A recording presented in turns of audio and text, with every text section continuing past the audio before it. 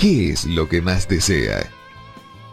¿Es dinero, fama, poder, satisfacción, personalidad, paz mental, felicidad?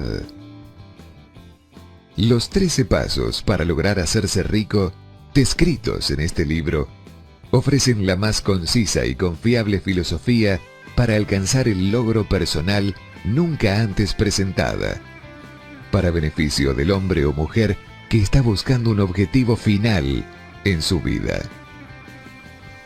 Esta filosofía no tomará el lugar de las materias enseñadas en los colegios, pero permitirá organizar y aplicar el conocimiento adquirido para convertirlo en un servicio útil. Después de leer la historia, usted se dará cuenta que poseerá una filosofía que se puede transformar en riqueza, o estará a su disposición para darle paz mental, entendimiento, armonía espiritual y, en algunos casos, como en el caso del hijo del autor, le podrá ayudar a manejar condiciones físicas.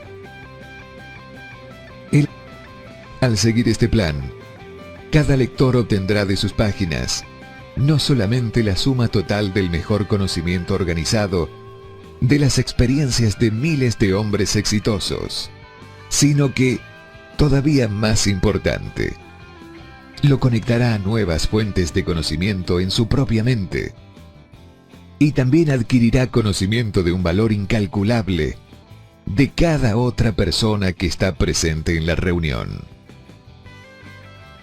Si usted sigue este plan persistentemente, puede tener casi absoluta certeza que descubrirá y logrará adquirir la fórmula secreta por medio de la que Andrew Carnegie obtuvo su enorme fortuna, como se mencionó en la introducción del autor. Aquí usted tiene toda la filosofía para ganar dinero, tal como fue organizada por los logros de los hombres más exitosos conocidos en Norteamérica durante el siglo XX. Describe qué hacer y también cómo hacerlo. Presenta completas instrucciones sobre cómo vender sus servicios personales. Entrega un sistema perfecto de autoanálisis que le revelará fácilmente cuál ha sido el obstáculo entre usted y el dinero en el pasado. Describe la famosa fórmula de logro personal de Andrew Carnegie, por medio de la cual él acumuló cientos de millones de dólares y que hizo millonarios a los hombres a quienes les contó su secreto. Quizás usted no necesita todo lo que se encuentra en este libro. Ninguno de los 500 hombres, cuyas experiencias están descritas aquí, lo necesitaba. Pero puede ser que usted sí lo necesite. Una idea, plan o sugerencia para llevarlo hacia su meta. En alguna parte de este libro, usted encontrará este estímulo. En este libro, usted encontrará los 13 principios primordiales para ganar dinero por cada persona que desea acumular lo suficiente para garantizar su independencia financiera. Se estima que la investigación que se ocupó para la preparación, antes de haber escrito este libro, investigación que cubre más de 25 años de continuos esfuerzos, no podría haber sido duplicado a un costo menor que $100,000 norteamericanos. Por otra parte, el conocimiento contenido en el texto no se podrá duplicar nunca, a ningún costo, debido a que más de la mitad de los 500 hombres que suministraron la información han fallecido. Las riquezas no siempre pueden medirse en dinero. Hay grandes tesoros en las amistades duraderas, la armonía en las relaciones familiares, la simpatía y la comprensión entre las personas, y en la armonía interna que da la paz interior.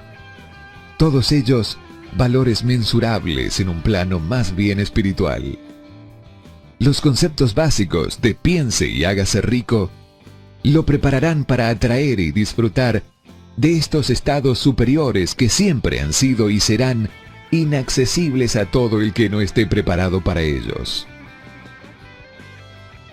En el capítulo sobre la fe, usted leerá la sorprendente historia de la organización de la gigantesca corporación de acero de los Estados Unidos, tal como fue concebida y llevada a cabo por uno de los jóvenes, a través de los que Carnegie demostró que su fórmula funcionaría con todo el que estuviera preparado para ella.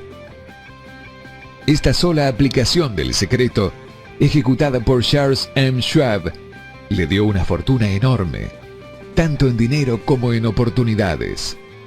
Para decirlo secamente, esa particular aplicación de la fórmula le valió $600 millones. El secreto al que me refiero no se puede recibir sin pagar un precio. La educación no tiene nada que ver aquí. Mucho antes de que yo naciera, el secreto alcanzó a ser propiedad de Thomas Alva Edison, el cual lo utilizó de manera tan perspicaz que llegó a ser el inventor más destacado del mundo, aunque apenas tenía 3 meses de escolarización. El secreto fue transmitido a Edwin C. Burns, un socio de Edison, quien lo utilizó con tanta eficacia que, aunque solo ganaba unos $12,000 anuales, acumuló grandes riquezas y se retiró del mundo de los negocios siendo todavía muy joven. Se encontrará con esta historia al comienzo del primer capítulo. Usted se convencerá de que la riqueza no está fuera de su alcance, que todavía puede llegar a ser lo que sueña, que el dinero, la fama, el reconocimiento y la felicidad pertenecen a todo aquel que esté preparado y decidido a tener esos beneficios. ¿Cómo sé yo esas cosas? Usted deberá saberlo antes de que haya terminado este libro. Quizás lo descubra en el primer capítulo o en la última página. Mientras llevaba a cabo una tarea de 20 años de investigación, con la que me había comprometido a instancias del señor Carnegie, analicé a centenares de hombres famosos, y muchos de ellos admitieron que habían acumulado sus vastas fortunas mediante la ayuda del secreto de Carnegie. Entre aquellos hombres se encontraban Henry Ford, John D. Rockefeller, Dr. Alexander Dollar, Dr. Frank Crane, Graham Bell, Edward A. Phelan, Thomas A. Edison, George M. Alexander, John H. Patterson, Edwin C. Burns, Frank A. Vanderlip, J. G. Chaplin, Julius Rosenwald. Estos nombres representan apenas una pequeña parte de los centenares de estadounidenses renombrados cuyos logros, sean financieros o de otra índole, demuestran que quienes entienden y aplican el secreto de Carnegie logran posiciones elevadas en la vida. No he conocido a alguien que, inspirado por el secreto, no alcanzara un éxito notable en el campo de su elección. Ahora pasamos al capítulo 1 y a la historia de mi querido amigo que generosamente ha reconocido haber visto la señal mística y cuyos logros comerciales son evidencia suficiente. A medida que lea su historia, así como la de otros, recuerde que ellas tratan sobre los importantes problemas de la vida y la experiencia de las personas que surgen de un intento por ganarse la vida, encontrar la esperanza, coraje, satisfacción y paz mental, acumular riquezas y disfrutar de la libertad de cuerpo y espíritu. Recuerde, a medida que avance en la lectura, que todo esto tiene que ver con hechos y no con ficción, y que su propósito consiste en transmitir una gran verdad universal mediante la cual quienes estén preparados podrán enterarse de qué hacer y cómo hacerlo. También recibirán el estímulo necesario para dar el primer paso. Capítulo 1. Introducción. Desde luego, los pensamientos son cosas muy poderosas, cuando se combinan con la exactitud del objetivo, la perseverancia y un imperioso deseo de convertirlas en capital o en otros objetos materiales. Hace algunos años, Edwin C. Burns descubrió que los hombres que realmente piensan se hacen ricos. Su descubrimiento no surgió repentinamente, sino que fue apareciendo poco a poco, empezando por un ferviente deseo de llegar a ser socio del gran Edison. Una de las características principales del deseo de Burns es que era preciso. Quería trabajar con Edison, no para él. Observe con detenimiento la descripción de cómo fue transformando su deseo en realidad y tendrá una mejor comprensión de los principios que conducen a la riqueza. Cuando este deseo surgió por primera vez en su mente, Burns no estaba en posición de actuar según ese impulso del pensamiento. Dos factores obstaculizaban su camino. No conocía a Edison y no tenía bastante dinero para pagarse el pasaje en tren hasta Orange, New Jersey. Estas dificultades hubieran bastado para desanimar a la mayoría de los hombres en el intento de llevar a cabo su anhelo. Pero el suyo no era un deseo ordinario. Él estaba tan determinado a encontrar una forma de llevar a cabo su sueño que finalmente decidió viajar en un tren de carga en lugar de fracasar. Burns se presentó en el laboratorio de Edison y anunció que había ido a hacer negocios con el inventor. Hablando de su primer encuentro con Burns, Edison comentaba, años más tarde, que estaba de pie ante mí, con la apariencia de un vagabundo. Pero había algo en su expresión que transmitía el efecto de que estaba decidido a conseguir lo que se había propuesto. Yo había aprendido, tras años de experiencia, que cuando un hombre desea algo tan imperiosamente, que está dispuesto a apostar todo su futuro a una sola carta para alcanzarlo, tiene asegurado el éxito. Los psicólogos han afirmado, con todo acierto, que cuando uno está realmente preparado para algo, aparece. Burns se hallaba listo para asociarse con Edison. Además, estaba decidido a seguir así hasta conseguir lo que buscaba. No se decía a sí mismo, vaya, ¿para qué sirve todo esto? Supongo que acabaré por cambiar de idea y probaré con un trabajo de vendedor. En cambio, se decía, he venido aquí a asociarme con Edison, y eso es lo que haré aun cuando me lleve el resto de mi vida. Estaba convencido de ello. ¿Qué historia tan diferente contarían los hombres si adoptaran un propósito definido y mantuvieran ese propósito hasta que el tiempo lo convirtiese en una obsesión? Quizás el joven Burns no lo supiera en aquel entonces, pero su determinación imperturbable, su perseverancia en mantenerse firme en su único deseo, estaba destinada a acabar con todos los impedimentos y a proporcionarle la oportunidad que buscaba. Cuando la ocasión llegó, esta surgió de una forma disímil y desde una dirección distinta de las que Burns había esperado. Ese es uno de los trucos de la oportunidad. Tiene el curioso hábito de asomar por la puerta de atrás y, a menudo, viene disimulada con la forma del infortunio o de la derrota temporal. Tal vez por eso hay tanta gente que no consigue reconocerla. Con estas fuerzas intangibles, se transformó en el número 1, como el inventor más grande que jamás ha vivido. Ahora veamos una situación completamente diferente y estudiemos un hombre que tuvo una total evidencia tangible de riqueza, pero la perdió, debido a que se detuvo 3 pies antes de llegar a la meta que estaba persiguiendo. A 1 metro del oro. Una de las causas más comunes del fracaso es el hábito de abandonar cuando uno se ve preso de un fracaso temporal. Todos son culpables de este error en un momento u otro.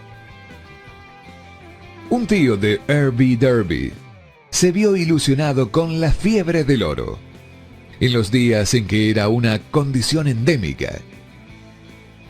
Se fue al oeste a cavar para hacerse rico. No sabía que se ha sacado más oro de los pensamientos de las personas que de la tierra.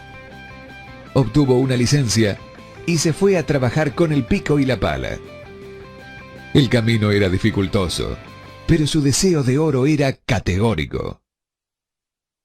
Después de varios meses de trabajo, obtuvo la recompensa de descubrir una veta de brillante mineral.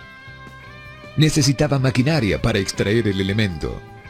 Con discreción, cubrió la mina, volvió sobre sus pasos a su hogar en Williamsburg, Maryland, y les contó a sus parientes y a algunos vecinos del hallazgo. Todos reunieron el dinero necesario para la maquinaria y la enviaron a la mina. Derby y su tío volvieron a trabajar en ella. Extrajeron el primer carro de mineral y lo mandaron a un fundidor.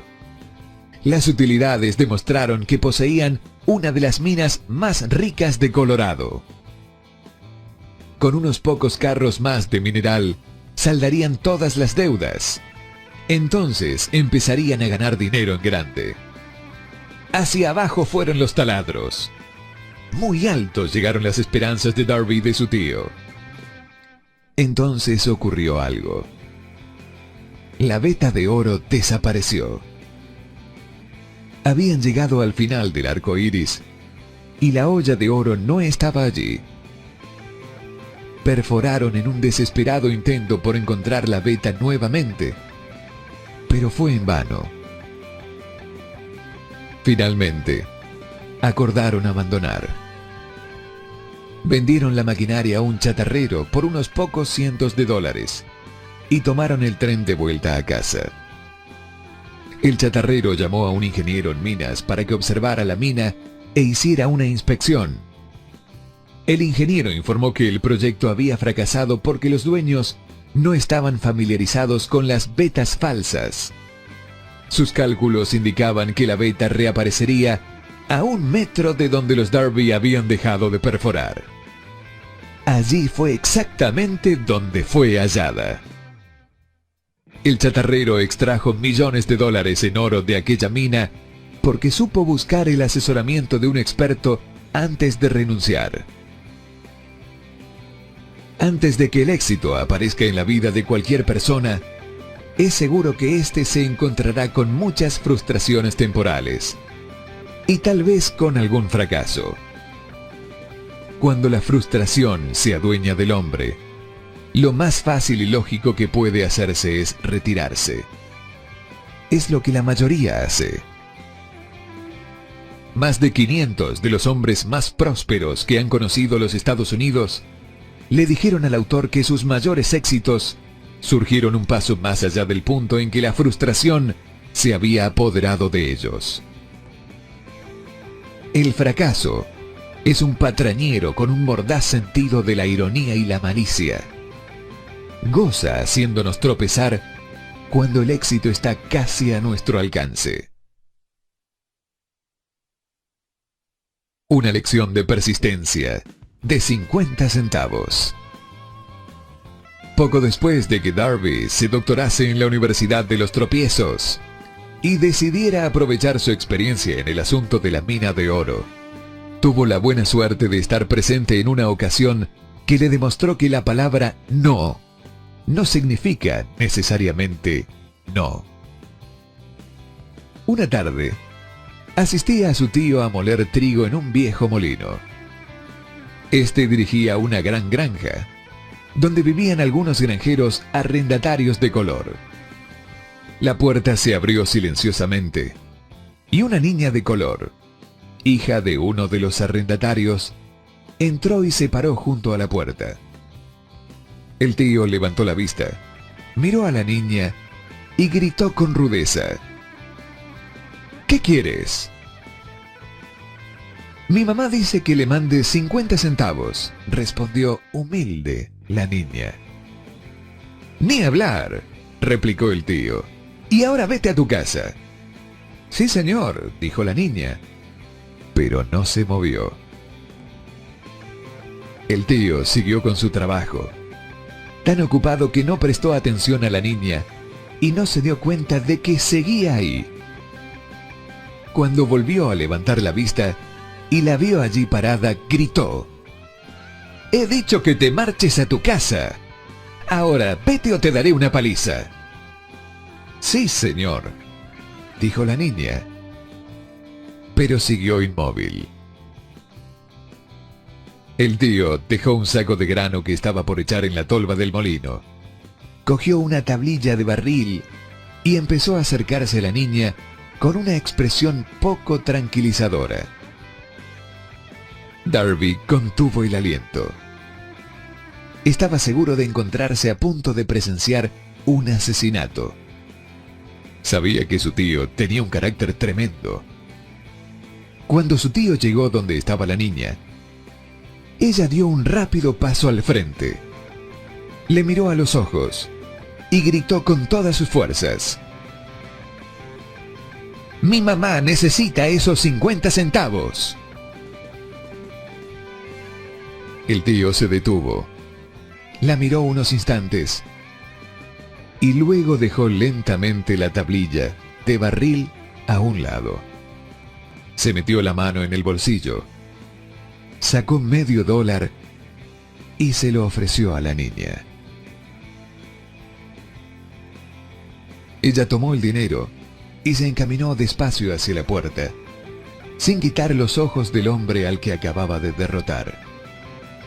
Después de que la niña se hubo ido, el tío se sentó en una caja y permaneció mirando por la ventana durante más de 10 minutos.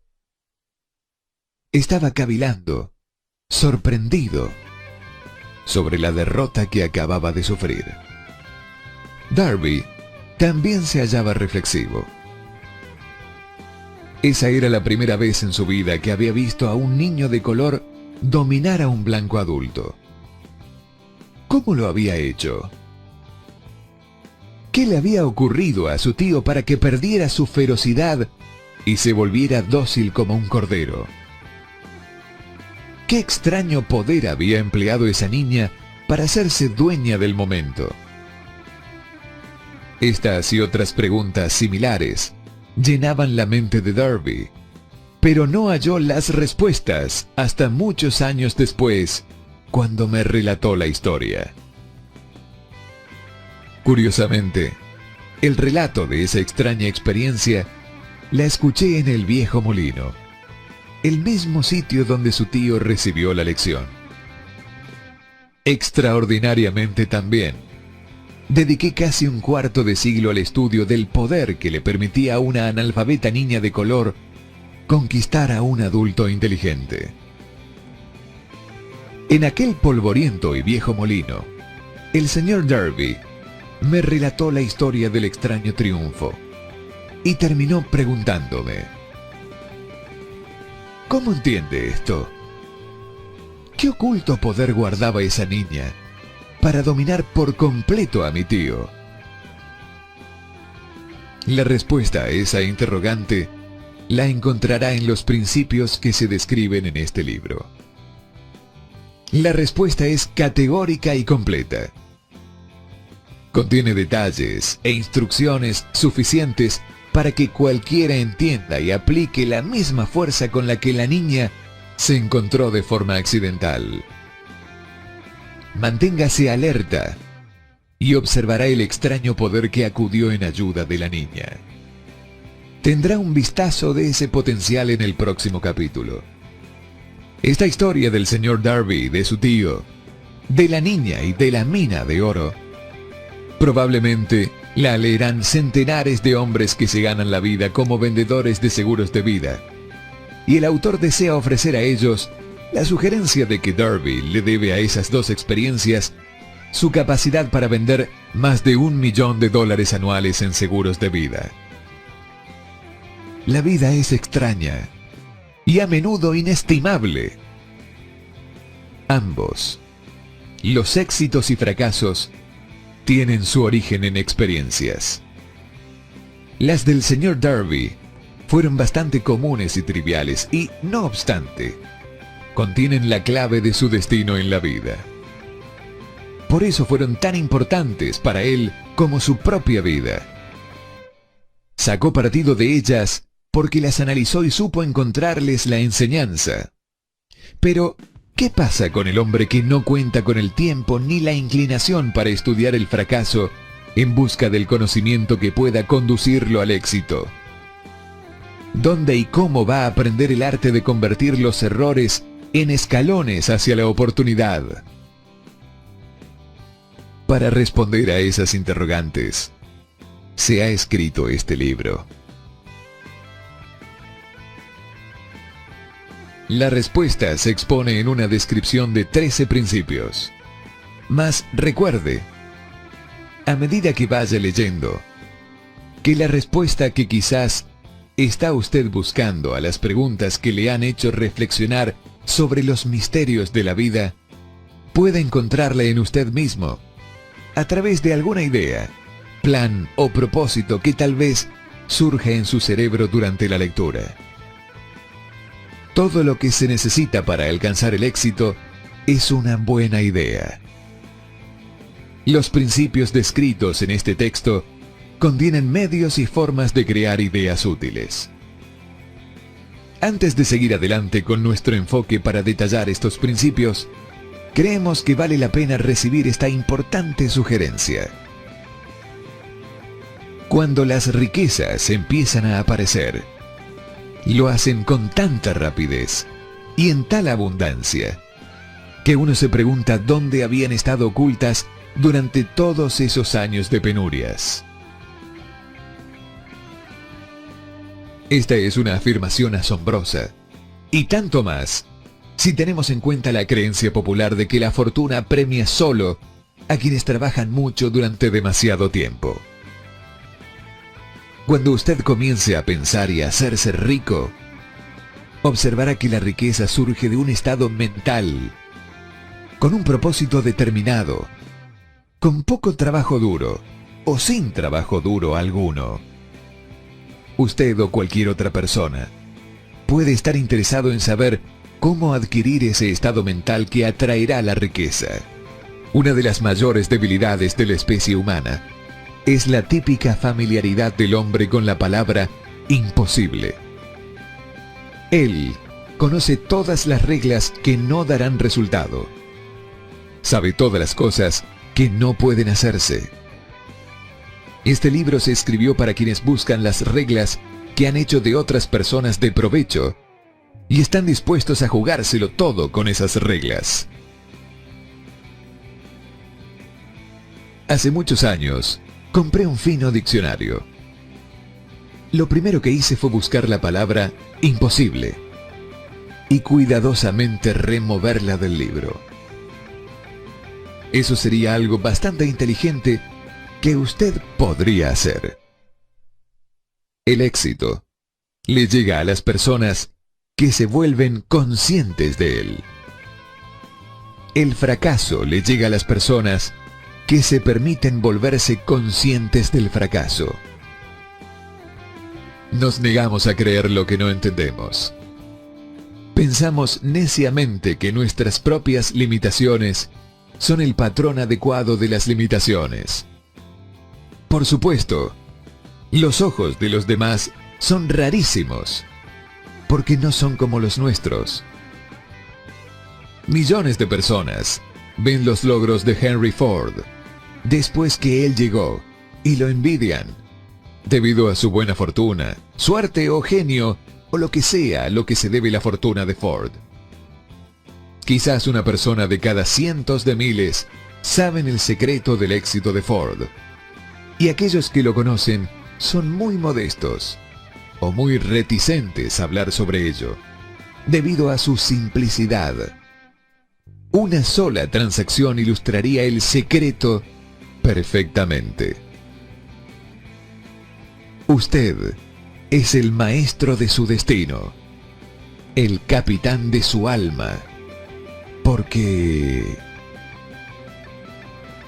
cuando Henley escribió las proféticas líneas, soy el maestro de mi destino, soy el capitán de mi alma, debió habernos comunicado que somos los maestros de nuestro destino, los capitanes de nuestras almas, porque tenemos el poder para controlar nuestros pensamientos. Debió habernos dicho que el cosmos en el cual esta pequeña tierra flota, en el cual nos movemos y vivimos nuestra existencia, es una forma de energía en movimiento a una frecuencia altísima de vibración, y que este cosmos está repleto de una forma de poder universal que se adapta a sí misma a la naturaleza del pensamiento que tenemos en nuestras mentes y nos influencia de maneras naturales a transformar nuestros pensamientos en su equivalente físico.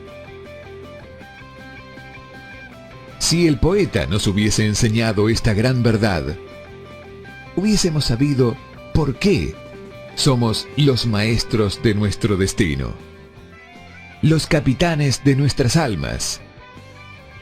Él nos debería haber indicado, poniendo gran énfasis, que este poder no intenta discriminar entre los pensamientos destructivos y constructivos que nos urgen a traducir en realidad física los pensamientos de pobreza, tan rápidamente como nos influencian a actuar sobre nuestros pensamientos de riqueza.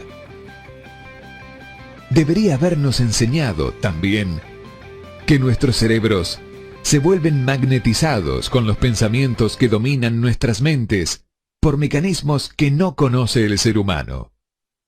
Estos magnetos nos atraen a las fuerzas, personas y circunstancias de la vida que están en equilibrio con la naturaleza de nuestros pensamientos predominantes.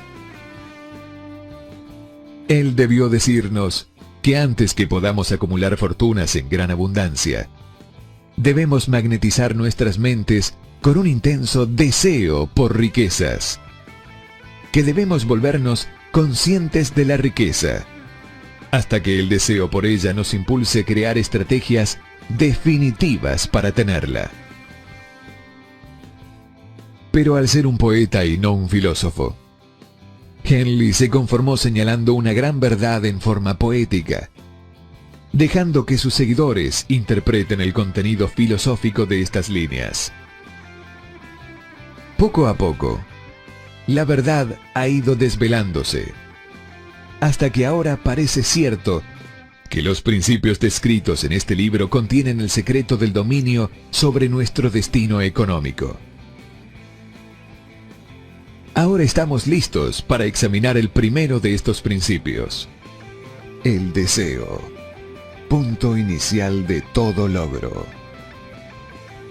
El primer paso hacia la riqueza. Cuando Edwin C. Burns descendió del tren de carga en Orange, New Jersey, hace más de 30 años, quizás parecía un vagabundo. Sin embargo, sus pensamientos eran los de un rey. Mientras se dirigía desde los rieles del ferrocarril a la oficina de Thomas A. Edison, su mente trabajaba sin descanso. Él lograba verse a sí mismo parado frente a Edison. Se escuchaba a sí mismo solicitándole al señor Edison una oportunidad para llevar a cabo la única e intensa obsesión de su vida. Un deseo ardiente de convertirse en socio en los negocios del gran inventor. El deseo de Burns no era una mera esperanza, era un entusiasta y vibrante deseo que trascendió a cualquier cosa. Era claro y determinante. El deseo no era nuevo cuando se le acercó él a Edison. Este había sido su deseo dominante por un largo periodo. En un comienzo, Cuando el deseo apareció por primera vez en su mente, debe haber sido, probablemente lo fue, solo un deseo. No obstante, no era solo un deseo cuando se apareció frente a Edison con él.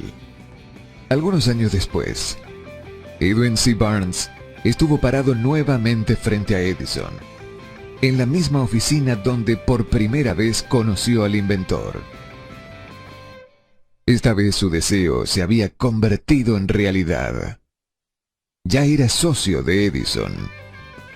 El sueño dominante de su vida se había hecho realidad. Hoy, personas que conocen a Burns lo envidian debido al quiebre que produjo en su vida.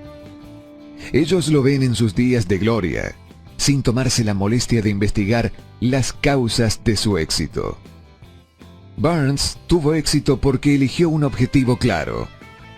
Puso toda su energía, todo el poder de su voluntad y toda su energía en pos de dicho objetivo.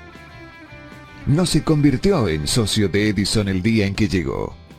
Se contentó con partir en el más humilde trabajo, en la medida en que éste le proveyese la oportunidad de tomar inclusive un solo paso hacia su anhelado fin. Pasaron 5 años antes de que la ocasión que estaba buscando hiciera su aparición. A lo largo de dichos años, no hubo ni siquiera un rayo de esperanza.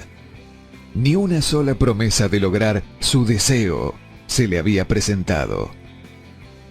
Para cualquiera, excepto para él, parecía solamente otro rodamiento en la rueda de los negocios de Edison.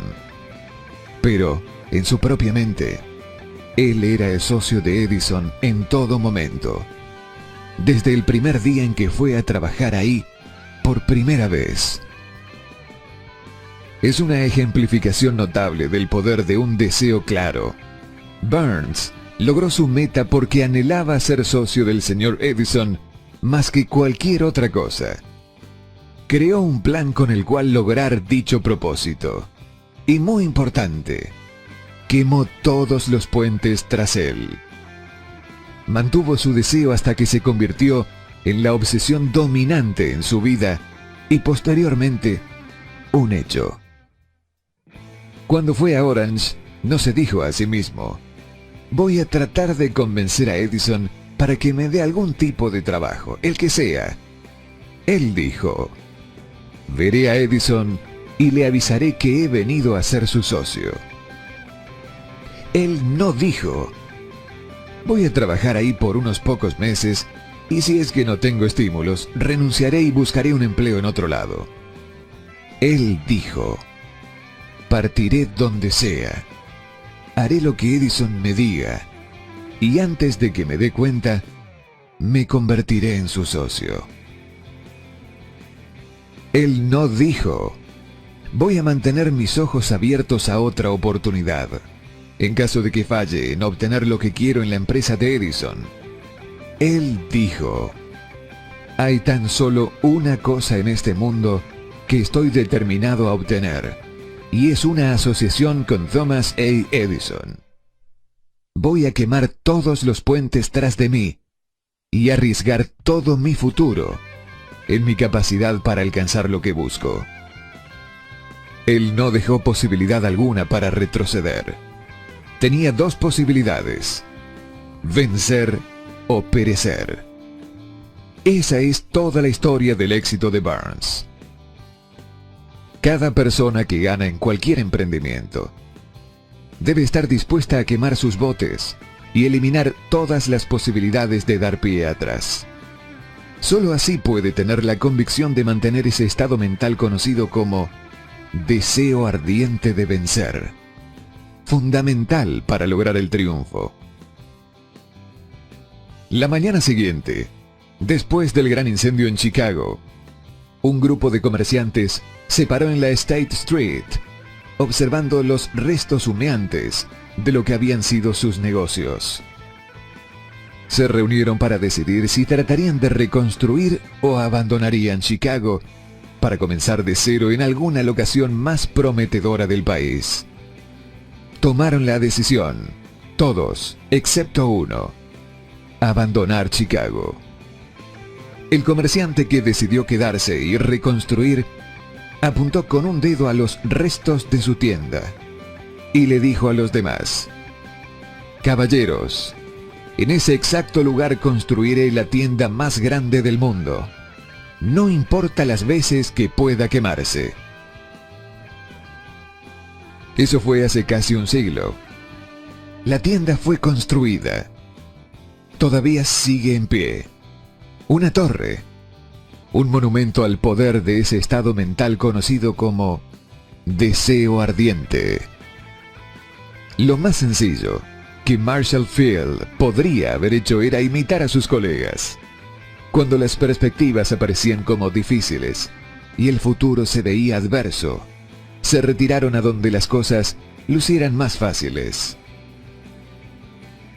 Es importante notar la diferencia entre Marshall Field y los otros comerciantes, puesto que es la misma diferencia que distingue a Edwin C. Barnes de los miles de jóvenes que trabajaron en la compañía de Edison. Es lo mismo que distingue a prácticamente todos quienes tienen éxito de aquellos que fracasan. Cada persona que alcanza la edad de comprender el propósito del dinero, de seguro quiere obtenerlo. Simplemente desear no es lo que trae las riquezas.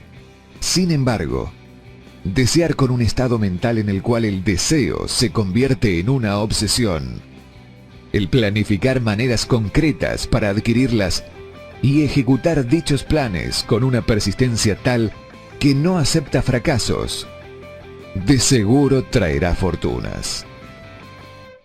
El método por el cual los deseos por riquezas pueden transmutarse a su equivalente financiero consta de 6 pasos prácticos. Primero, fije en su mente el monto exacto de dinero que desea. No basta con decir, quiero mucho dinero. Debe ser una cifra precisa. Hay una razón psicológica para esto que será descrita en el capítulo siguiente. Segundo, determine exactamente lo que está dispuesto a entregar a cambio del dinero que quiere. No existe algo por nada. Tercero, establezca una fecha concreta en la cual pretende poseer el dinero que busca. Cuarto, trace un plan concreto para lograr su deseo y comience inmediatamente a ponerlo en acción, sin importar si está o no preparado. Quinto, escriba un enunciado claro sobre la cantidad de dinero que pretende adquirir. Establezca el tiempo límite para dicha adquisición. Establezca lo que está dispuesto a entregar a cambio del dinero y detalle claramente el plan que ejecutará para acumularlo. Sexto, lea su declaración en voz alta, 2 veces al día, una antes de acostarse en la noche y otra antes de levantarse en la mañana. Mientras lea, debe sentir y creer que ese dinero ya está en su poder. Es primordial que siga estos 6 pasos. Deténgase especialmente en seguir las instrucciones del paso 6. Usted podría alegar que se le hace imposible verse en posesión del dinero antes de realmente tenerlo. Aquí es donde un deseo ardiente lo ayudará. Si usted realmente desea el dinero tan fervientemente que su deseo es una obsesión, no tendrá dificultad en convencerse de que lo va a adquirir. El objetivo es desear el dinero y llegar a estar tan determinado a poseerlo que se convenza de que lo tendrá. Solo aquellos que toman conciencia del dinero alguna vez acumulan grandes fortunas. El tomar conciencia del dinero quiere decir que la mente se ha saturado completamente con el deseo por el dinero, de modo que uno puede verse a sí mismo poseyéndolo. Para el no iniciado, que no se ha educado en los fundamentos principales de la mente humana, quizás estas instrucciones parezcan poco prácticas. Para quienes no consigan reconocer la validez de estos 6 puntos, puede ser útil saber que la información que difunden fue revelada por Andrew Carnegie, quien empezó como un obrero común en una siderúrgica, pero se las arregló, pese a sus humildes comienzos, para que estos principios le rindieran una fortuna de más de $100 millones. Como ayuda adicional, quizá les sirva saber que los 6 puntos recomendados aquí fueron detenidamente analizados por el fallecido Thomas A. Edison, quien puso su sello de aprobación en ellos, por ser esenciales no solo para la acumulación de dinero, sino para la obtención de cualquier meta. Estos pasos no implican un trabajo duro, tampoco sacrificio. No exigen que uno se vuelva ridículo ni crédulo. Su aplicación no requiere de mucha escolaridad. Sin embargo, el éxito en la aplicación de estos 6 pasos necesita de la imaginación suficiente que permita ver y comprender que la acumulación de dinero no puede ser dejada al azar. Uno no debe tomar conciencia de que todos quienes han acumulado grandes fortunas primero tuvieron una cierta medida de sueños, anhelos, deseos y planificación antes de que pudiesen adquirirla. A estas alturas, usted deberá saber que nunca tendrá riquezas en grandes cantidades a menos que pueda llegar a ser la viva expresión del deseo quemante por el dinero y que realmente crea que lo poseerá. Usted podría saber, además, que todo gran líder, desde el comienzo de la civilización hasta el presente, ha sido un soñador. Por ejemplo, el cristianismo es un gran poder en el mundo actual, puesto que su fundador tuvo un deseo tan fuerte que lo pudo transmutar en su forma física. Si usted no puede ver riquezas en su imaginación, jamás podrá verlas en su balance bancario. Los que deseamos acumular riqueza debemos recordar que los verdaderos líderes del mundo han sido siempre hombres que han sabido dominar, para su uso práctico, las fuerzas invisibles e intangibles de la oportunidad que está por surgir, y han convertido esas fuerzas o impulsos de pensamiento en rascacielos, fábricas, aviones, automóviles y toda forma de recursos que hacen la vida más llevadera. La tolerancia y una mente abierta son necesidades prácticas de un soñador en estos días. Aquellos que tienen miedo de las nuevas ideas están condenados antes de empezar. Nunca ha existido un momento más propicio para los emprendedores que el presente. La verdad, no hay un salvaje oeste que debe ser conquistado, como en los días de la carreta cubierta. Sin embargo, hay un mundo de negocios, financiero e industrial para ser remodelado y redirigido para nuevos y mejores caminos. Al planear la obtención de su porción de riqueza, no se deje influenciar por quienes menosprecian sus sueños. Para lograr grandes ganancias en este mundo cambiante, uno debe captar el espíritu de los grandes pioneros de antaño, cuyos sueños le han dado a la civilización todo lo que tiene de provechoso.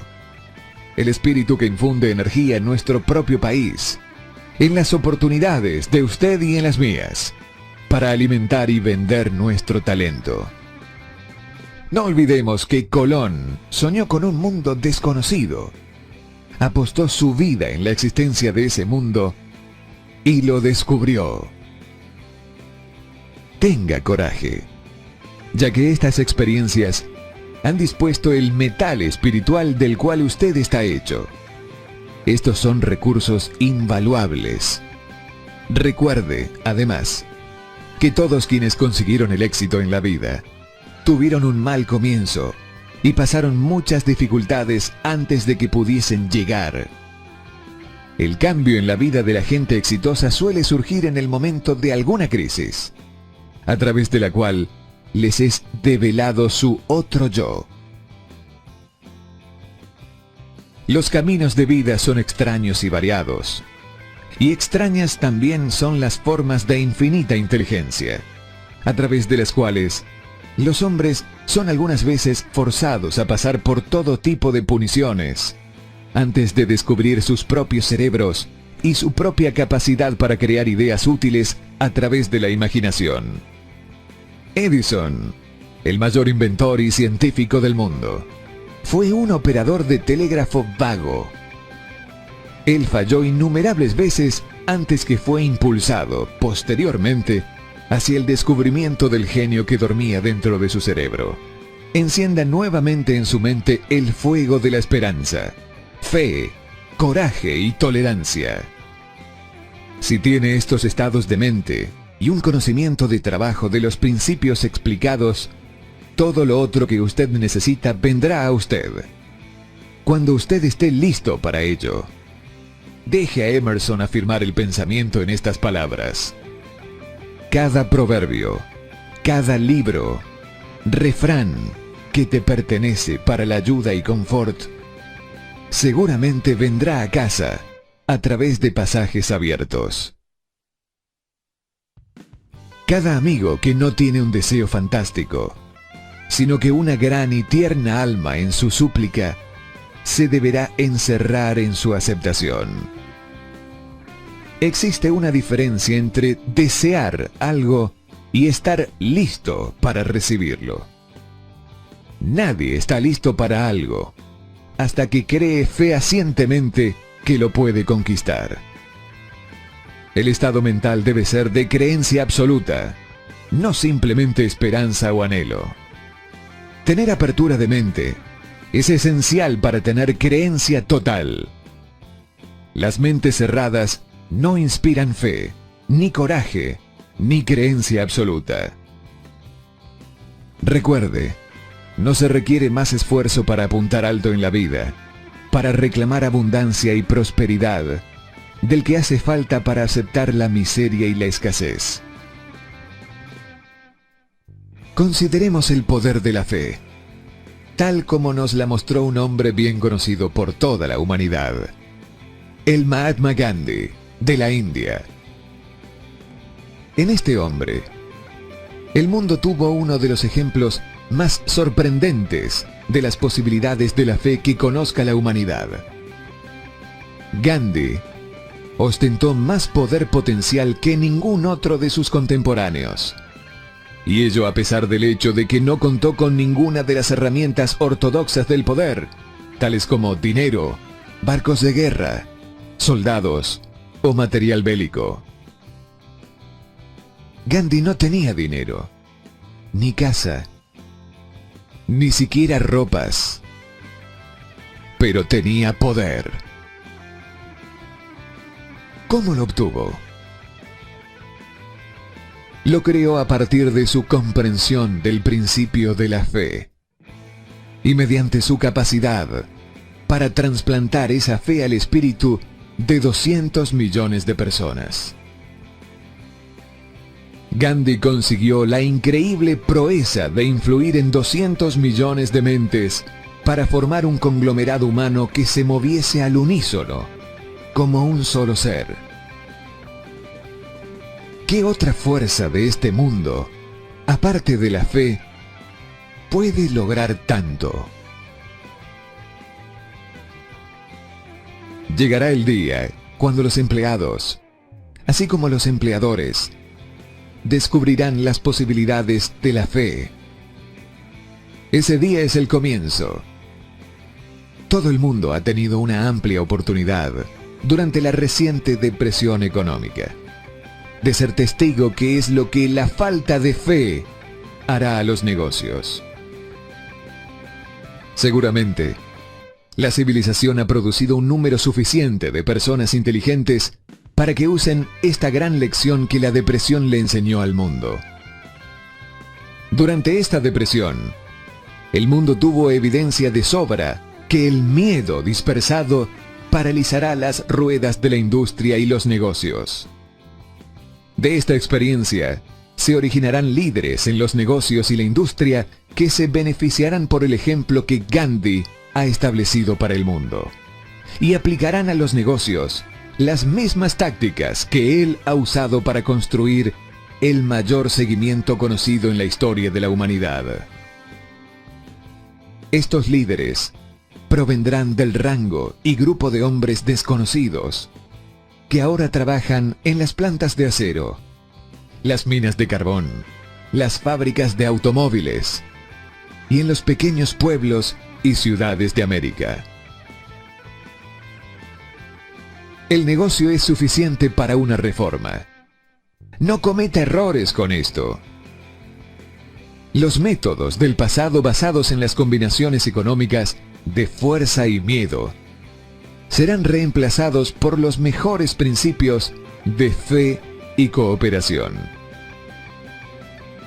Quienes trabajen van a recibir más que salarios diarios.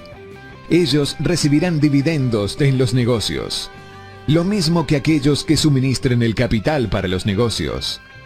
Pero antes ellos deben darle más a sus empleadores y parar esta disputa y regateo por la fuerza a costa del público.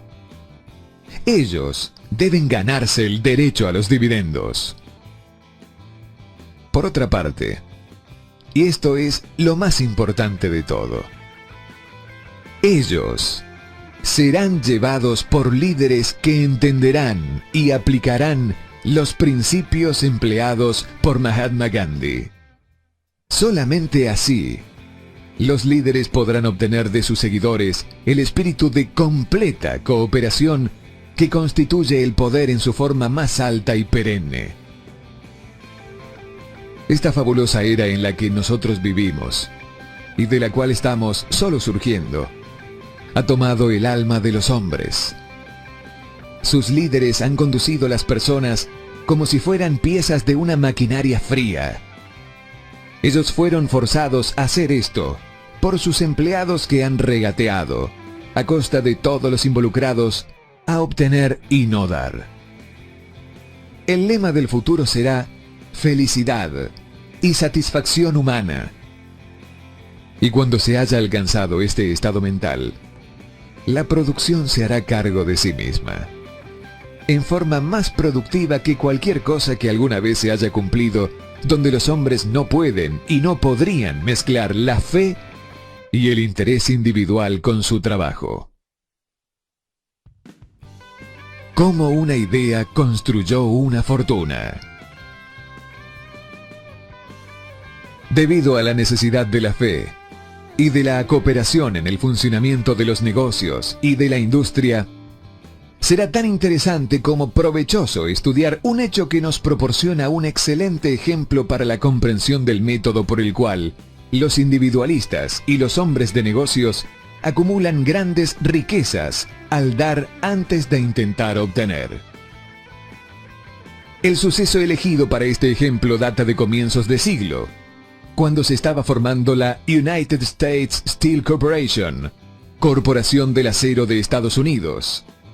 A medida que lea la historia, tenga presente estos hechos fundamentales y comprenderá cómo las ideas se han convertido en vastas fortunas.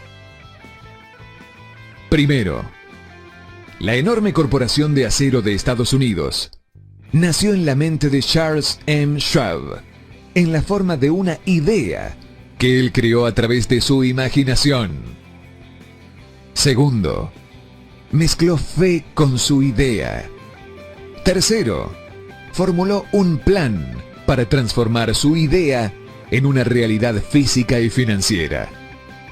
Cuarto, puso su plan en acción con un famoso discurso en la University Club. Quinto, aplicó y siguió a través de su plan con persistencia y lo respaldó con una firme decisión hasta llevarlo a cabo íntegramente. Sexto, preparó el camino para el éxito mediante un vehemente deseo para lograrlo. Si usted es de los que a menudo se ha preguntado cómo se han acumulado las grandes fortunas, esta historia de la creación de la United States Steel Corporation le resultará esclarecedora. La riqueza empieza con una idea.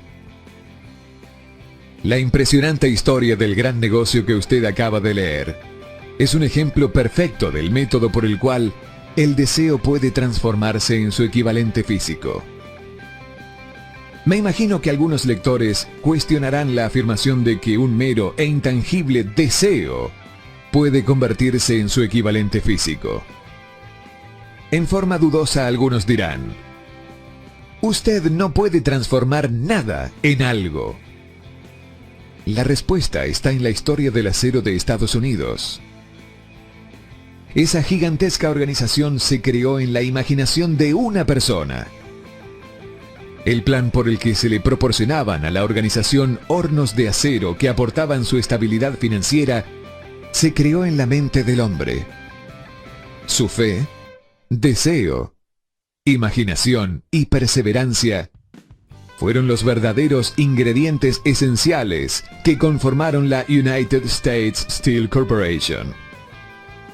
Los hornos y los equipos mecánicos adquiridos por la empresa, después de haber surgido a la existencia legal, fueron incidentales. Pero un análisis cuidadoso revelará el hecho de que el valor aumentado de las propiedades adquiridas por la corporación se incrementó en unos $600 millones por la sola transacción que los consolidaba bajo una misma gerencia. En otras palabras, la idea de Charles M. Schwab, sumada a la fe con la que contagió a J.P. Morgan y a los demás, había dado utilidades por unos $600 millones. No es una suma insignificante por una sola idea.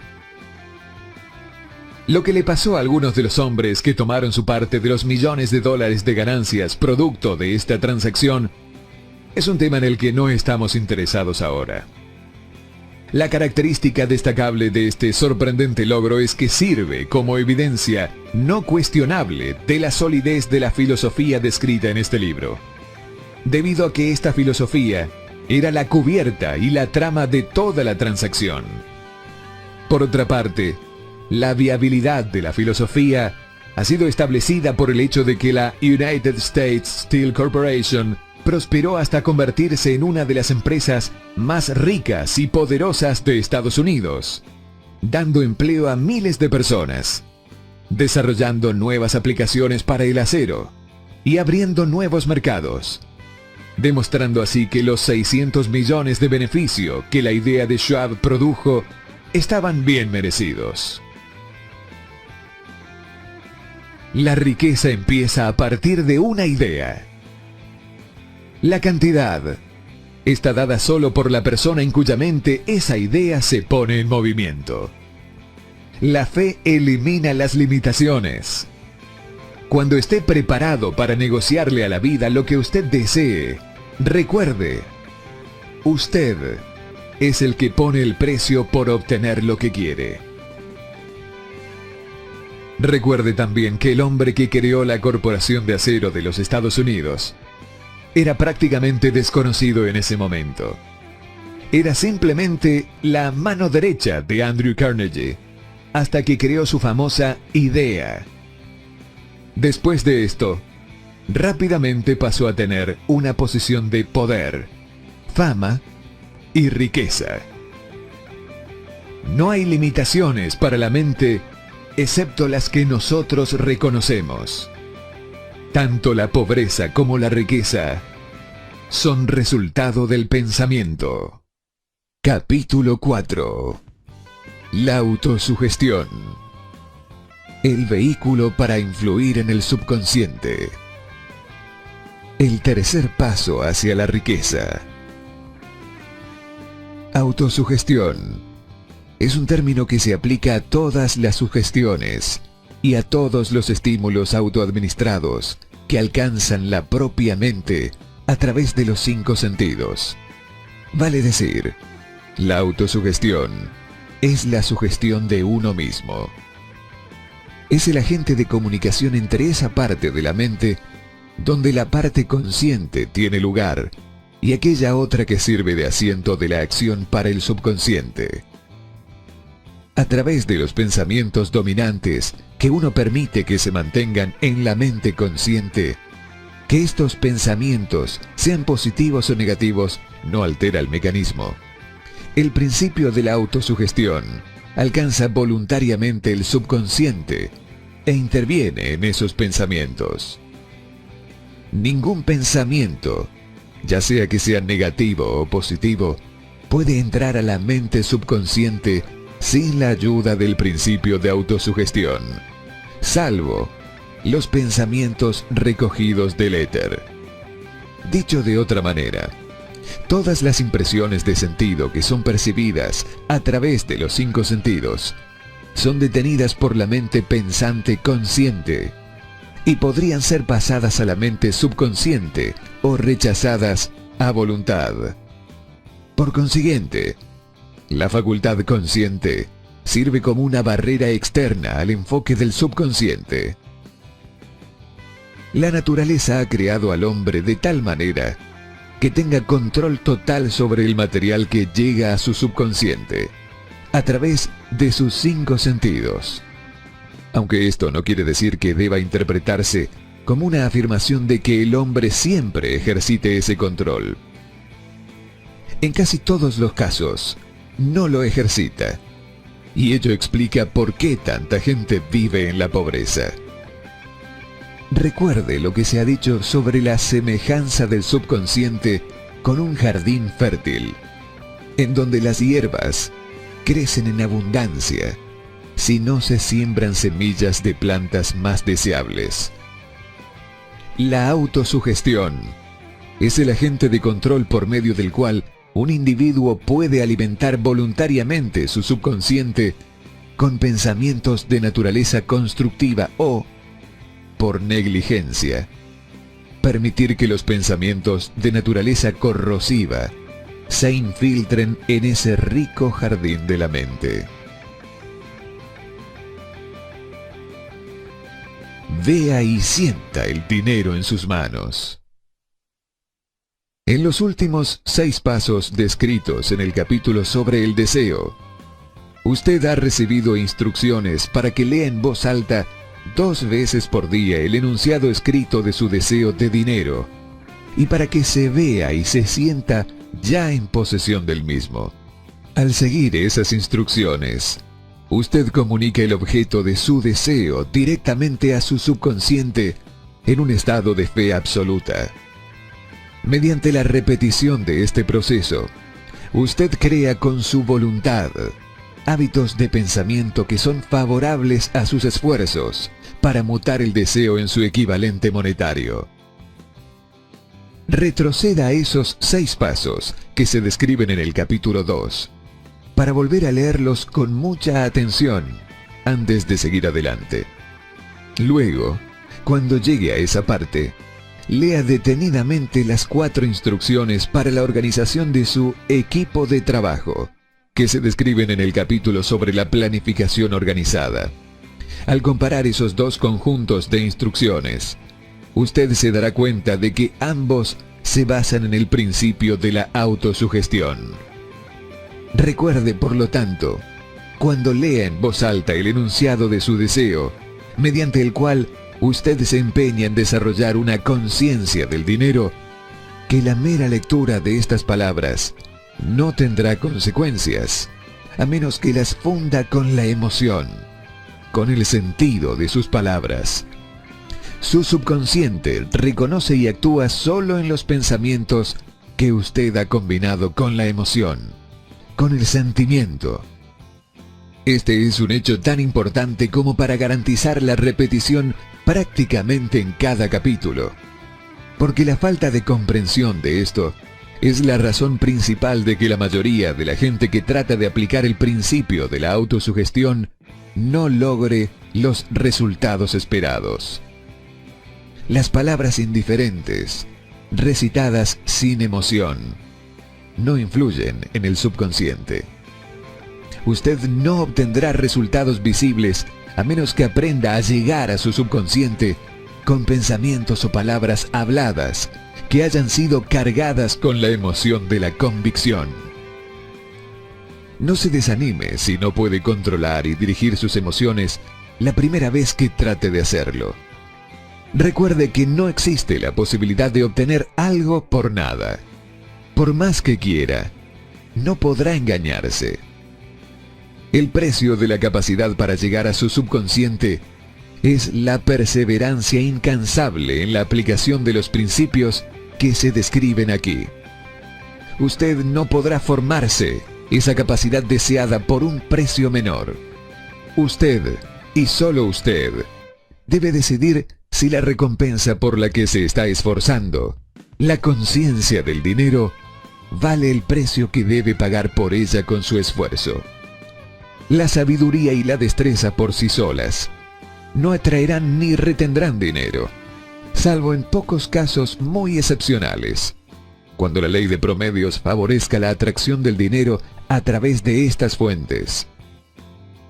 El método para atraer dinero descrito aquí no depende de la ley de promedios. Además, el método no tiene favoritismos. Funcionará para una persona tan efectivamente como lo hará para otra. Donde se experimenta fracaso, es la persona, no el método, quien ha errado.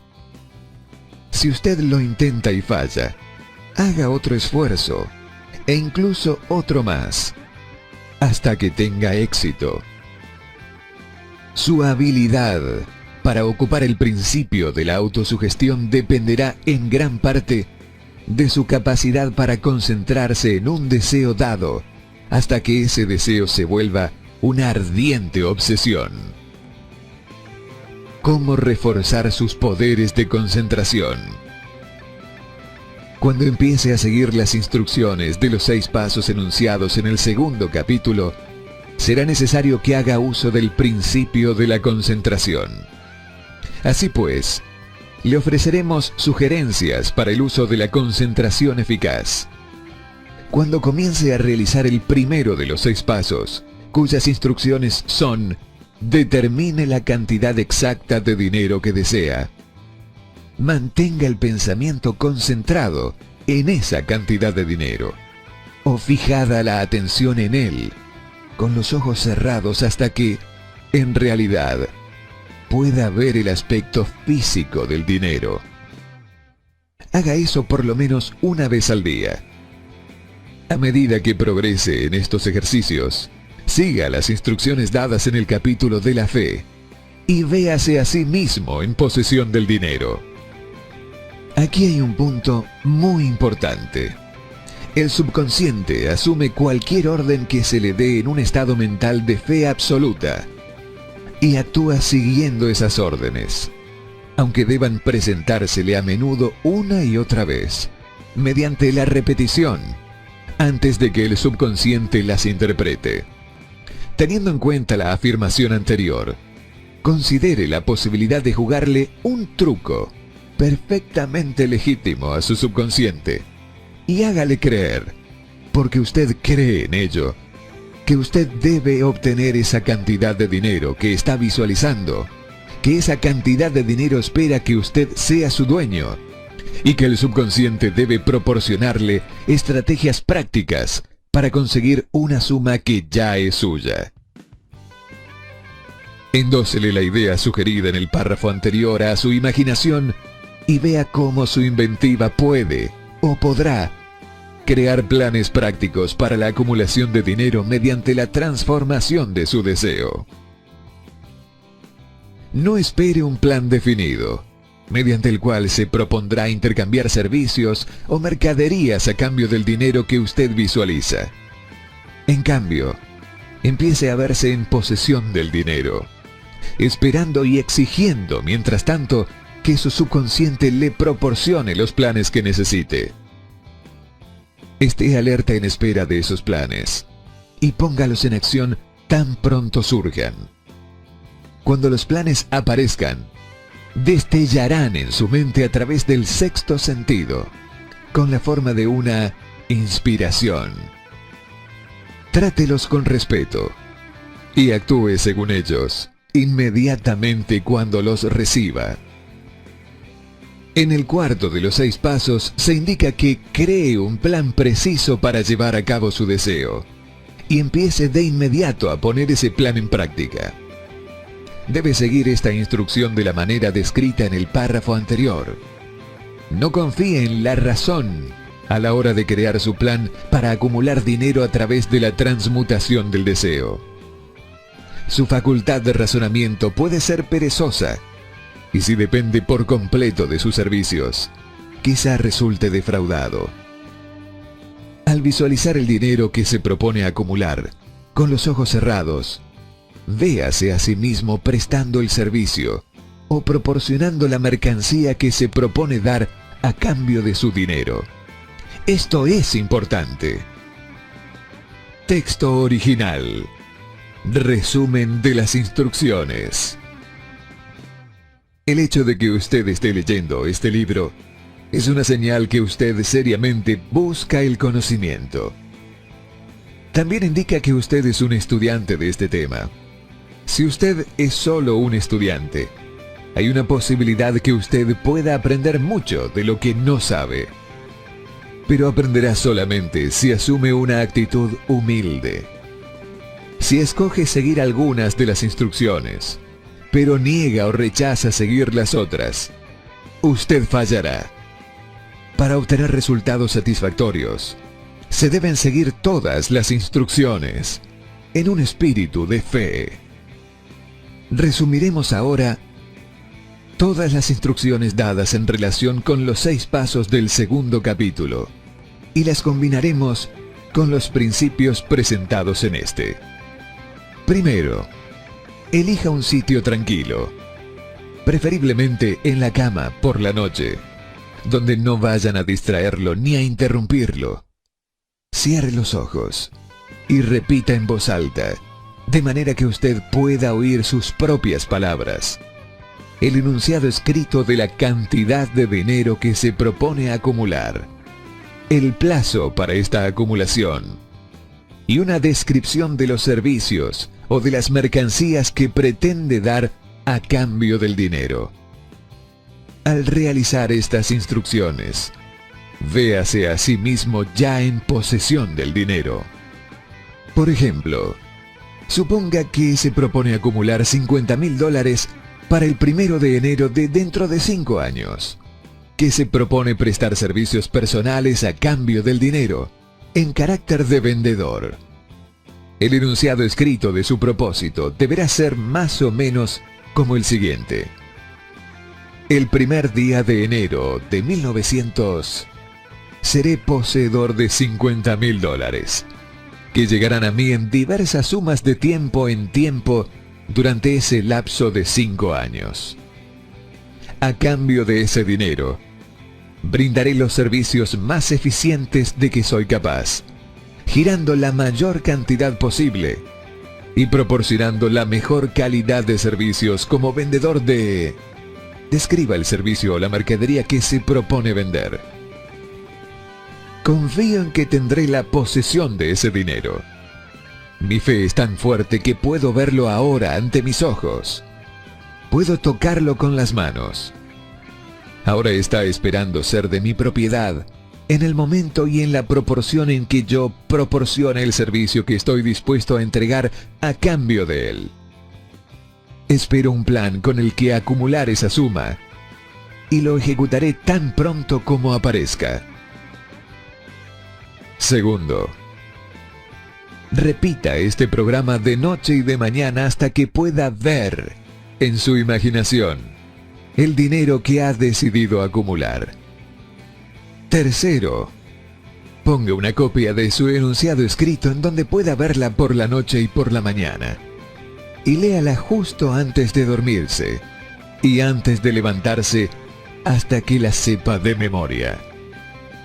Al seguir estas instrucciones, recuerde que está aplicando el principio de la autosugestión para darle órdenes a su subconsciente.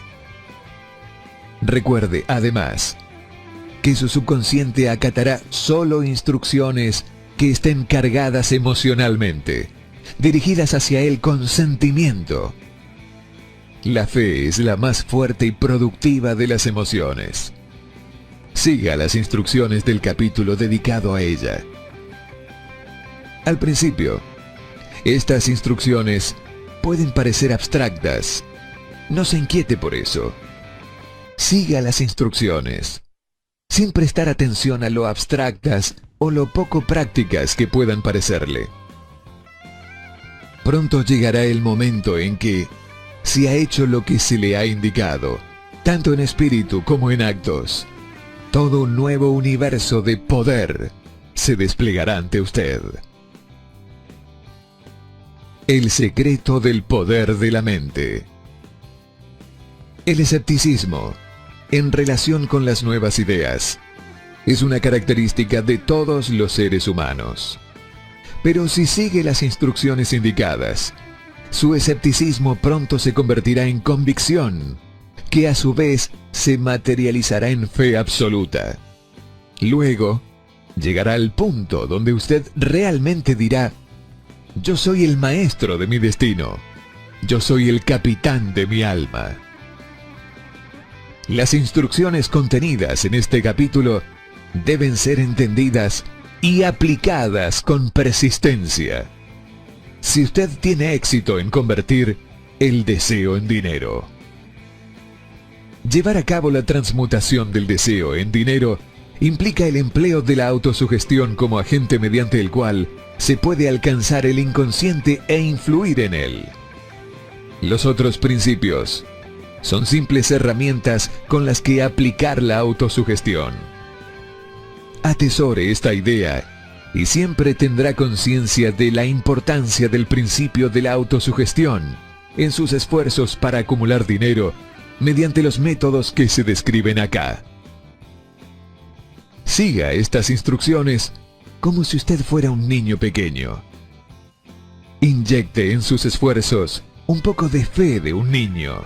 El autor ha sido muy cuidadoso de ver que no se incluyan instrucciones poco prácticas, debido a su sincero deseo de ser útil. Capítulo 5. El conocimiento especializado. Experiencias personales u observaciones. El cuarto paso hacia la riqueza. Hay dos tipos de conocimiento. Uno es el conocimiento general. El otro, el especializado. El conocimiento general, con independencia de lo vasto y variado que puede hacer, no resulta muy útil para la acumulación de dinero. Las facultades de las grandes universidades poseen, en conjunto, casi todas las formas del conocimiento general al alcance de la civilización. La mayoría de los profesores no poseen mucho dinero. Se especializan en enseñar el conocimiento, pero no se especializan en la organización de ese conocimiento ni en su empleo. El conocimiento no atraerá el dinero a menos que esté organizado e inteligentemente dirigido mediante planes prácticos de acción para el objetivo preciso de la acumulación de dinero. La falta de entendimiento de este hecho ha sido una fuente de confusión para millones de personas que creen equivocadamente que el conocimiento es poder. Ni hablar. El conocimiento es solo poder en potencia. Solo se convierte en poder si está organizado en planes definidos de acción y dirigido hacia una meta definida. El eslabón perdido de todos los sistemas educativos se puede encontrar en el fracaso de las instituciones educacionales en enseñar a sus estudiantes cómo organizar y usar ese conocimiento una vez que lo adquirieron. Muchas personas cometen el error de suponer que, porque Henry Ford tenía pocos estudios, no era un hombre educado. Los que cometen esta falta no comprenden el significado real de la palabra educado. Esa palabra deriva de la palabra latina educo, que significa sacar, extraer, adquirir de adentro. Un hombre educado no es, necesariamente, quien tiene abundancia de conocimientos generales o especializados. Un hombre educado es el que ha cultivado las facultades de su mente de manera que puede adquirir cualquier objetivo que se proponga, o su equivalente, sin violar los derechos de los otros. El ignorante que amasó una fortuna. Durante la Primera Guerra Mundial, un periódico de Chicago publicó ciertos editoriales en los que, entre otras cosas, a Henry Ford se le calificaba de ignorante pacifista. El señor Ford objetó esas afirmaciones y entabló la demanda por difamación contra el periódico. Cuando el juicio tuvo lugar, los abogados del medio de comunicación exigieron una justificación y llamaron al propio señor Ford al banquillo de los testigos, con el propósito de demostrarle al jurado que efectivamente era un ignorante.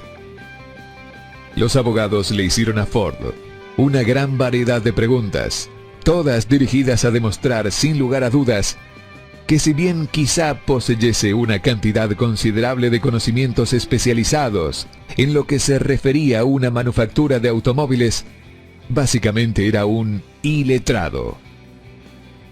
A Ford le hicieron preguntas del estilo de ¿quién fue Benedict Arnold? ¿Y cuántos soldados enviaron los británicos a las colonias americanas para sofocar la rebelión de 1776?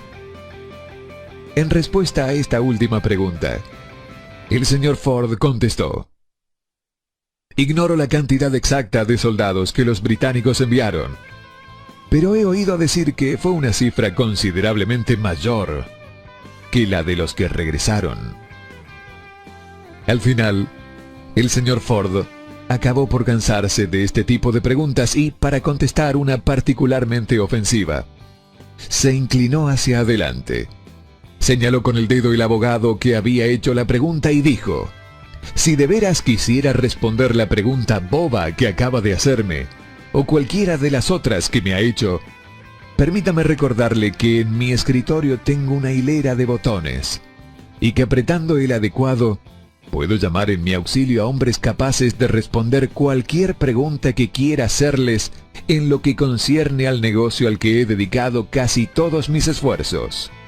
Ahora, dígame, ¿para qué necesito llenar mi cabeza con conocimientos generales, con el fin de contestar preguntas, cuando dispongo de hombres a mi alrededor que pueden proporcionarme cualquier información que les pida? Innegablemente, esa fue una respuesta con mucha lógica, y dejó confundido al abogado. Todas las personas que había en la sala se dieron cuenta de que no era la contestación de un ignorante, sino de un hombre educado. Cualquier hombre es educado si sabe dónde obtener el conocimiento cuando lo precisa, y cómo organizar ese conocimiento en planes definidos de acción. Mediante la asistencia de sus equipos de trabajo, Henry Ford tenía a su alcance todo el conocimiento que necesitó para convertirse en uno de los hombres más ricos de Estados Unidos. No era esencial que tuviese esos conocimientos en la mente. Seguramente ninguna persona que tiene suficiente inclinación e inteligencia para leer un libro de este tipo puede posiblemente perderse el significado de esta ilustración. Usted puede obtener todo el conocimiento que necesite. Antes de que pueda estar seguro de su capacidad para transmutar el deseo en su equivalente monetario, usted requerirá conocimientos especializados del servicio, mercancía o profesión que se propone ofrecer a cambio de su fortuna. En gran medida, el propósito primordial de su vida, el objetivo por el cual se está esforzando, lo ayudará a determinar qué información requiere. Con esta pregunta planteada, su próximo paso precisa que tenga datos exactos sobre fuentes de información fiables. Las más importantes son: A. Las propias experiencias y educación. B. experiencia y educación disponibles a través de la cooperación de otras personas, equipos de trabajo. C. Escuelas técnicas y universidades. D. Bibliotecas públicas, libros y publicaciones periódicas, donde pueden encontrarse todos los conocimientos organizados. E. Cursos especiales de aprendizaje, en escuelas nocturnas y academias por correspondencia. A medida que los conocimientos se van adquiriendo, deben organizarse con el fin de emplearlos para un propósito definido, mediante planes prácticos. El conocimiento no tiene otro valor que el que se puede aprovechar de su aplicación en aras de un objetivo meritorio. Si usted considera la posibilidad de cursar estudios adicionales, determine la finalidad por la que desea esos conocimientos que está buscando y, luego, averigüe dónde pueden obtenerse esa clase de conocimientos de fuentes fiables. En todos los niveles sociales, las personas que tienen éxito nunca dejan de adquirir conocimientos especializados, relacionados con su objetivo principal, negocio o profesión. Aquellos que no triunfan suelen cometer el error de creer que la etapa de adquisición de conocimientos acaba cuando uno termina la escuela. La verdad es que la escuela hace muy poco más que mostrarnos el camino de cómo adquirir conocimientos prácticos. Con este mundo cambiante que comenzó al final del colapso económico, también vinieron cambios sorprendentes en las necesidades de educación. La orden del día es la especialización. Esta verdad fue puesta en evidencia por Robert P. Moore, antiguo director de empleo de la Universidad de Columbia, en un artículo periodístico. Los especialistas más buscados. Los candidatos más apetecidos por las agencias de empleo son los que se han especializado en algún campo. Diplomados en escuelas empresariales que tengan experiencia en contabilidad y estadística. Ingenieros de todo tipo, periodistas, arquitectos, químicos, y también líderes destacados y hombres mayores, enérgicos y activos. El hombre que ha sido activo durante sus estudios, cuya personalidad le permite llevarse bien con toda clase de gente y que ha hecho un trabajo adecuado con sus estudios, tiene un perfil más favorable que el estudiante estrictamente académico. Algunos, gracias a sus variadas calificaciones, han recibido múltiples ofertas de trabajo, y varios, hasta 6. Al apartarse del concepto de que el estudiante con buenas notas era sin duda el que iba a tener la opción de los mejores empleos, el señor Moore dijo que la mayoría de las compañías no solamente toman en cuenta los registros académicos, sino que también los registros de actividad y personalidades de los postulantes. En una carta al señor Moore, relativa a posibles egresados de su universidad, una de las mayores compañías industriales, líder en su campo, decía: "Estamos interesados sobre todo en encontrar hombres capaces de lograr progresos excepcionales en niveles de gerencia. Por esta razón, prestamos particular atención a cualidades de carácter, inteligencia y personalidad, por encima de formaciones educacionales determinadas". Proposición de aprendizaje. Al proponer un sistema de aprendizaje para estudiantes en oficinas, tiendas y ocupaciones industriales durante las vacaciones estivales, el señor Moore afirmaba que, después de 2 o 3 meses de estudios universitarios, a cada estudiante hay que pedirle que elija un curso determinado para el futuro, o que abandone los estudios si no ha hecho más que derivar sin propósito definido por su currículum sin especialización académica. Los colegios y las universidades tienen que enfrentar la consideración práctica de que todas las profesiones y ocupaciones hoy en día exigen especialistas. Decía, tratando de fomentar el hecho de que las instituciones educacionales acepten más directamente la responsabilidad de la orientación vocacional. Una de las fuentes más fiables y prácticas de conocimientos al alcance de aquellos que necesitan educación especializada son las escuelas nocturnas, que funcionan en muchas ciudades grandes.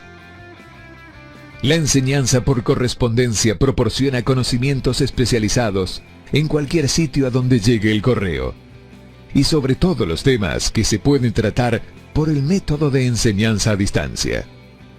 Una de sus ventajas es la flexibilidad del sistema, que permite estudiar durante el tiempo libre.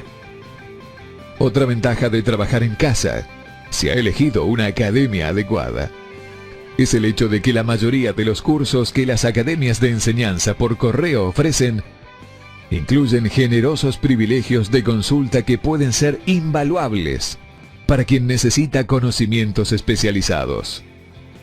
Con independencia del lugar de residencia, uno puede aprovechar esas ventajas. Una lección de una agencia de cobros.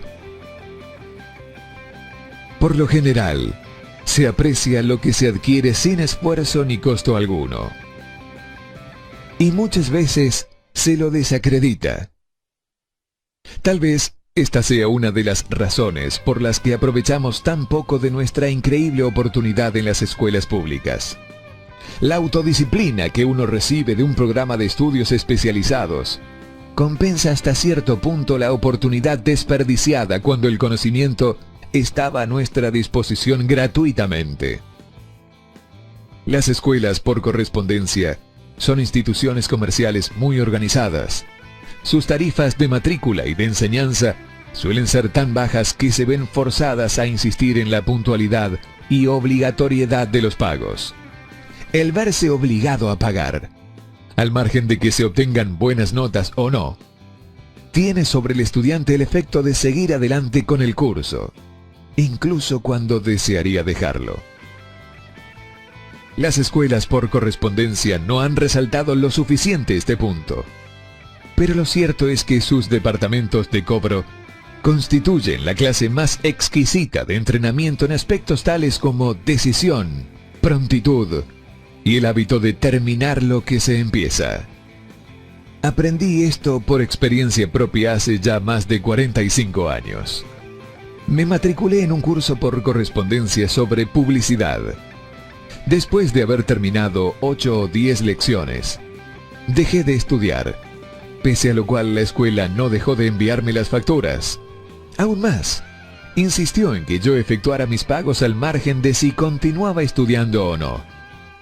Decidí que, puesto que debía cancelar de todos modos un curso a lo que me había comprometido legalmente, completaría las lecciones y obtendría por ellas el valor de mi dinero.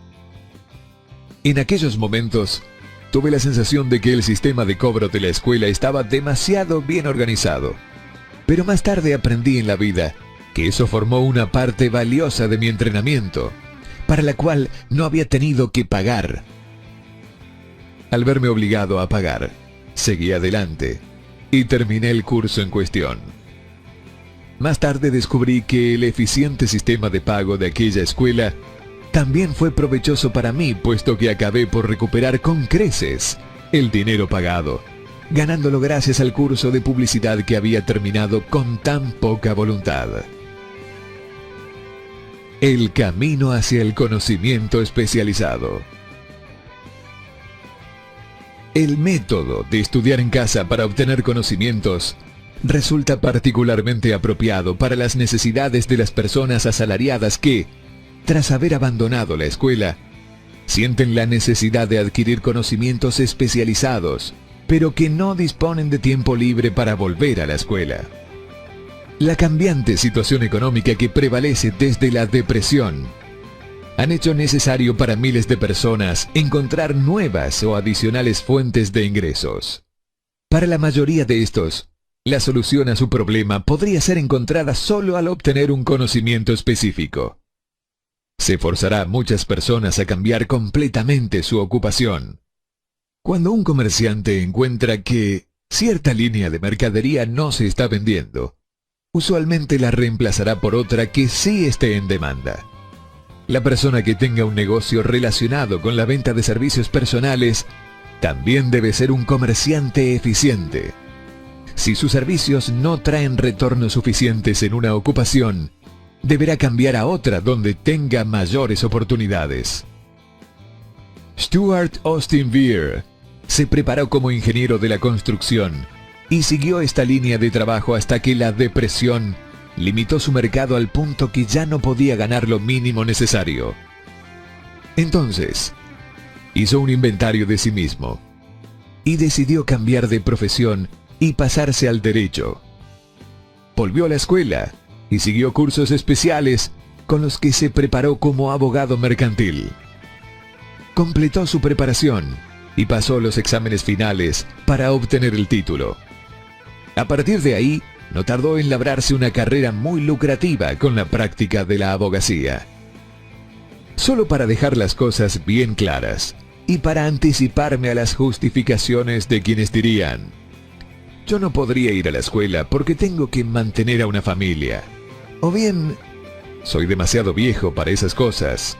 Añadiré que el señor Beard tenía más de 40 años y estaba casado cuando regresó a estudiar a la escuela.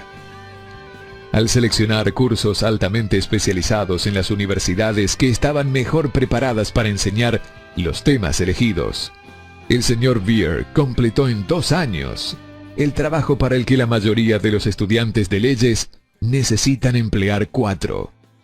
Vale la pena saber cómo adquirir el conocimiento. La persona que deja de estudiar solamente porque terminó el colegio está condenada para siempre a la mediocridad, sin importar cuál sea su vocación. El camino al éxito es el camino de la búsqueda constante de conocimiento. Por eso hoy hay nuevas chances.